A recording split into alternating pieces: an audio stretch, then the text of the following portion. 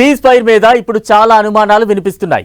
అయితే అటు Iran America యుద్ధం ఆగిపోవడానికి తామే కారణమంటూ కొట్టిన చోట కొట్టకుండా డబ్బా కొట్టుకుంటూనే ఉంది పాక్. ఇప్పుడు చర్చలు కూడా ఇస్లామాబాద్ లో జరుగుతుండటంతో పాక్ ప్రచారానికి అడ్డు అదుపు లేకుండా పోతోంది. నిజంగా ఆ దేశానికి అంత సీనుందా? పాక్ మధ్యవర్తిత్వం వహించే పరిస్థితి ఎందుకు వచ్చింది? అమెరికా ఇరాన్ యుద్ధం మా వల్లే ఆగింది. సీజ్ ఫైర్ పై డబ్బా కొట్టుకుంటున్న పాక్. ఇస్లామాబాద్ లో చర్చల వేళ జోరు ప్రచారం. పాకిస్తాన్ కు నిజంగా అంత సీన్ ఉందా? మధ్యవర్తిత్వం వెనక పాక్ స్వార్థం ఉందా? ఇరాన్ అమెరికాకు పాక్ మీద నమ్మకమేంటి? పాక్ మధ్యవర్తి అయినా స్టోరీ అమెరికాదా? చర్చల వేళ బయటపడిన రహస్యాలేంటి? ఇరాన్ కు పాకిస్తాన్ వెన్నుపోటు పొడిచిందా? అమెరికా ఇరాన్ మధ్య యుద్ధం ఆగిపోవడానికి తామే కారణమని చెప్పిన వాళ్లకు చెప్పకుండా చెప్పేస్తోంది పాక్. అయితే ఇరాన్ మాత్రం ఇందులో నిజం లేదని క్లారిటీ ఇచ్చింది. అటు అమెరికా అధ్యక్షుడు ట్రంప్ మొదట కాస్త క్రెడిట్ ఇచ్చినా ఆ తర్వాత చైనా పాత్ర కీలకమని చెప్పారు. దీంతో పాకిస్తాన్ గాలి తీసేసినట్లయింది. ఇలాంటి స్టేట్మెంట్ల మధ్య ఇజ్రాయెల్ కూడా పాక్ మధ్యవర్తిత్వంపై ఏకంగా అనుమానాలు వ్యక్తం చేసింది. ఆ దేశానికి అంత సీన్ లేదని, అసలు పాక్ అనేది నమ్మదగిన దేశమే కాదని, పాక్ మధ్యవర్తిత్వం అంటే నమ్మే విషయం కాదని అంటోంది. మధ్యవర్తిత్వం విషయంలో పాక్ పాత్ర ఏమాత్రం ఉండకపోవచ్చని, అమెరికా కేవలం తమ వ్యూహాత్మక కారణాల వల్లే పాకిస్తాన్ను వాడుకుంటుందేమో అనే అనుమానాలు వినిపిస్తున్నాయి. లెబనాన్ విషయంలో స్పష్టత లేకపోవడంతోనే మరోసారి ఉద్రిక్తతలు తలెత్తడమే ఇందుకు కారణంగా తెలుస్తోంది. లెబనాన్కు కూడా కాల్పుల విరమణ వర్తిస్తుందని పాక్ తొలుత ప్రకటించగా ఆ మాట చెప్పడానికి పాక్కు ఏ అర్హత ఉందంటూ ఇజ్రాయెల్ ఆగ్రహం వ్యక్తం చేసింది. ఇటు అమెరికా కూడా లెబనాన్కు ఒప్పందం వర్తించబోదని తేల్చేసింది. దీంతో ఈ గందరగోళానికి పాక్ తీరే కారణం అనే అభిప్రాయాలు వినిపిస్తున్నాయి. ఇరాన్ అమెరికా తమను నమ్ముతున్నాయని పాక్ అంటోంది. అయితే ఇరాన్ మాత్రం పాక్ ప్రయత్నాలను ప్రశంసిస్తూనే మధ్యవర్తిత్వాన్ని మాత్రం మొదట్లో ఒప్పుకోలేదు.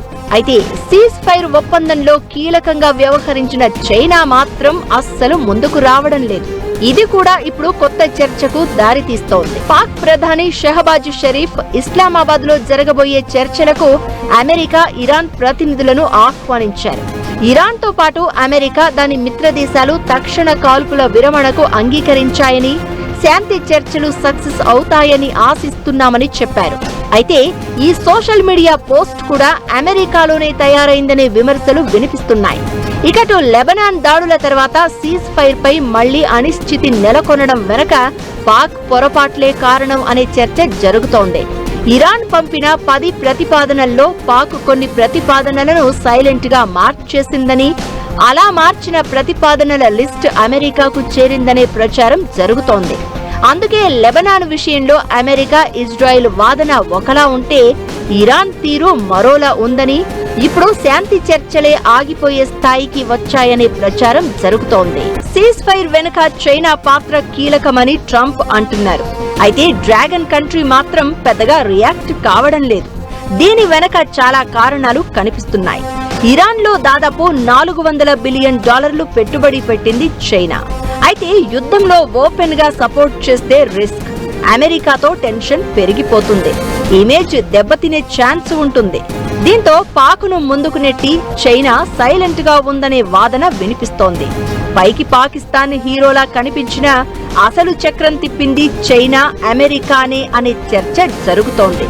దీనికి సంబంధించి బయటకు వచ్చిన ఓ నివేదిక ఇప్పుడు ప్రపంచ వ్యాప్తంగా కొత్త చర్చకు కారణమవుతోంది. సీజ్ ఫైర్ కు కారణం తామే అనే డబ్బా కొట్టుకుంటున్న పాక్ తీరుకు సంబంధించి ఇప్పుడు అసలు కథ బయటపడింది. పాక్ బుద్ధి ఎలాంటిదో మళ్లీ ప్రపంచానికి తెలిసి వచ్చింది. ఒక్క నివేదిక ఇప్పుడు వరల్డ్ వైడ్ హాట్ టాపిక్ గా అవుతోంది. ఇందుకీ ఆ రిపోర్ట్ లో ఏముంది? అమెరికా చేతిలో పాక్ ఎలా కీలుబొమ్మలా మారింది? తెరపైకి వచ్చిన నిజాలు ఏంటి? ఇరాన్ అమెరికా మధ్య సీజ్ ఫైర్ ఒప్పందం వెనక అసలు కథ ఇప్పుడు వెలుగులోకి వచ్చింది.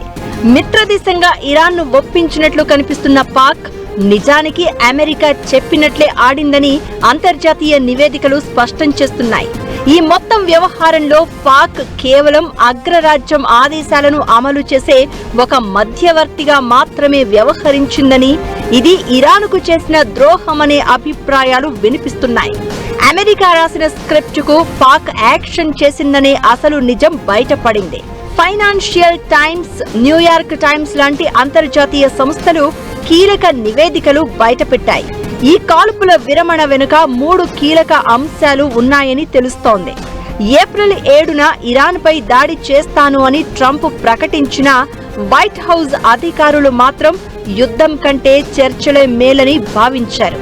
దీనికోసం ఇరాన్కు పొరుగు దేశమైన పాక్ను ఆయుధంగా వాడుకున్నారని ఆ రిపోర్టులు చెప్తున్నాయి.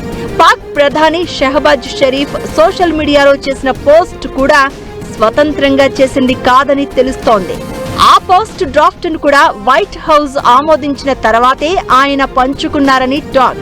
అమెరికా ప్రతిపాదనను ఇరాన్ మొదట తిరస్కరించడంతో పాక్ వెంటనే చైనా సాయం కోరింది.